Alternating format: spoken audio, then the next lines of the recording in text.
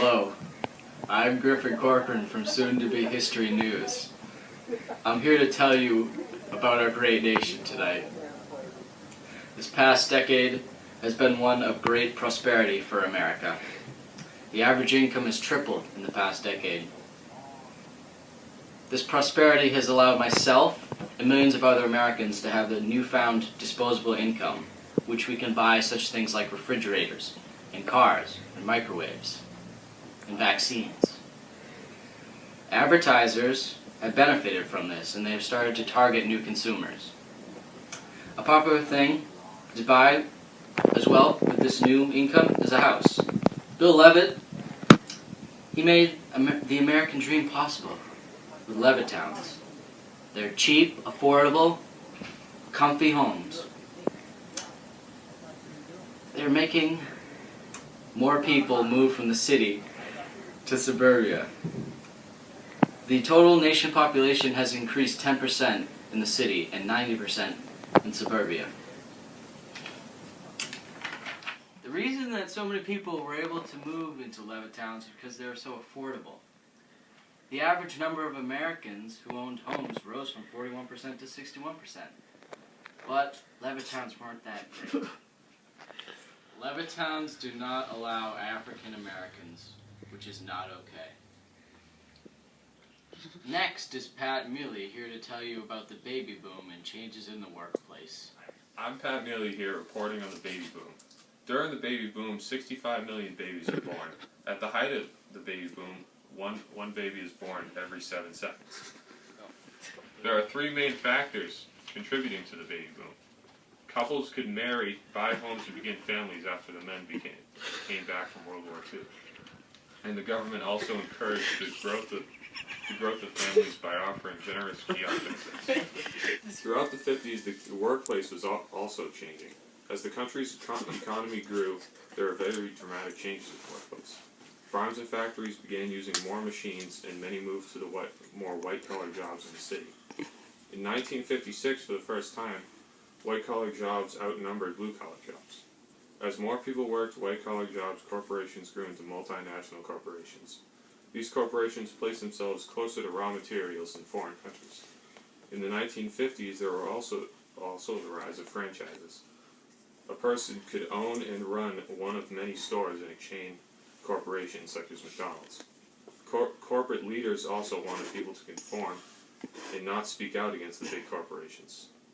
Now over to Sai Jarapu and Donovan Kelly and new technological advances in science and medicine. Hi, I'm Donovan Kelly. And I'm Sai Jarapu. We're here to talk about scientific advances. In the post-war era, the nation also witnessed several new scientific advances were in electronics, manufacturing, and medicine. American scientists broke new ground. In this decade, we had a lot of medical breakthroughs, including the advancements in antibiotics and vaccines to fight infections, and the introduction of new techniques to fight cancer and heart disease. History has made rapid advances after World War II. In 1947, three American physicists, John Barton, Walter H. Brattain, and William Shockley, developed the transistor. The transistor is a tiny electronic generator that made it possible to miniaturize radios, living in an age of computers. In 1946, scientists working under a U.S. Army contract developed one of the nation's earliest computers, known as the ENIAC, which stands for Electronic Numerical Integrator and Computer. This computer was used to make military calculations.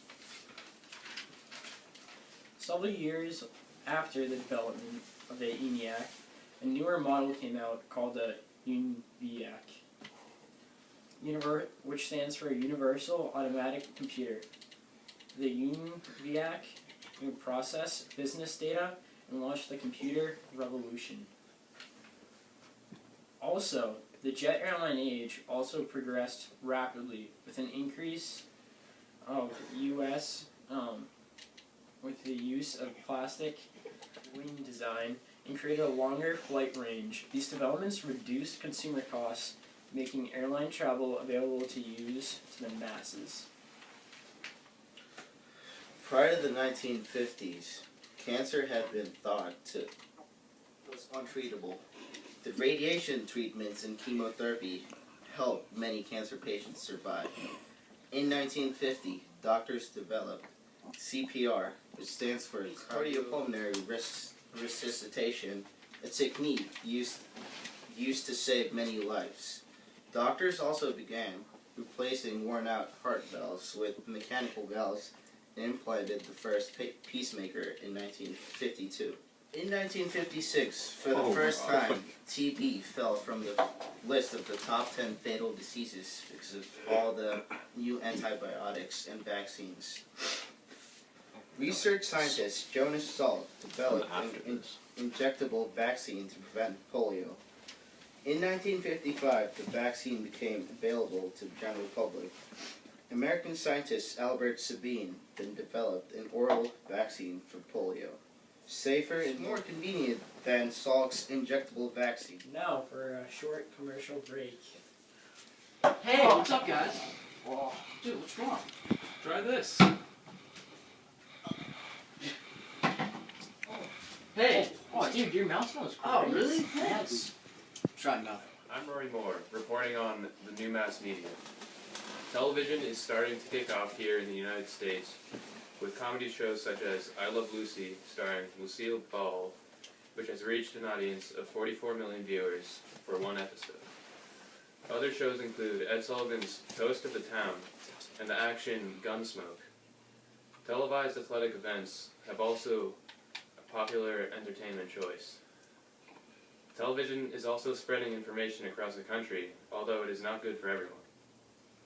As television is gaining popularity, movies are losing it. Weekly movie attendance has dropped from 82 million viewers in 1946 to 36 million viewers in 1950. Hollywood has been trying things such as 3D movies, contests, and door prizes to lure in more customers, but it has had little effect. But now Hollywood has come up with CinemaScope, which has a process of showing movies on large panoramic screens. This method is doing very well at regaining Hollywood's viewers. Now on to you, Ben. Nowadays, teenagers have large amounts of disposable income and are now spending it on entertainment. A new music that is stemmed from African American rhythms called rock and roll is now emerging in society, and teenagers are going crazy for it.